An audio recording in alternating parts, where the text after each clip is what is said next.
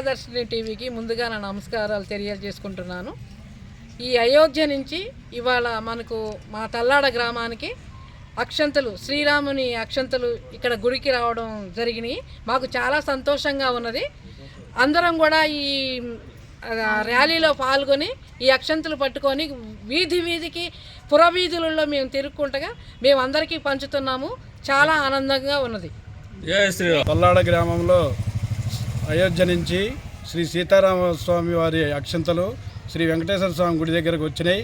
మేమందరం కూడా తల్లాడ ప్రజలు వెంకటేశ్వర స్వామి గుడి దగ్గరికి వెళ్ళి ఆ అక్షంతలను తీసుకొని ర్యాలీగా బయలుదేరి ప్రతి వీధిలో ప్రతి ఇంటికి వెళ్ళి మేము అక్షంతలు పంచడం చాలా సంతోషంగా ఉంది.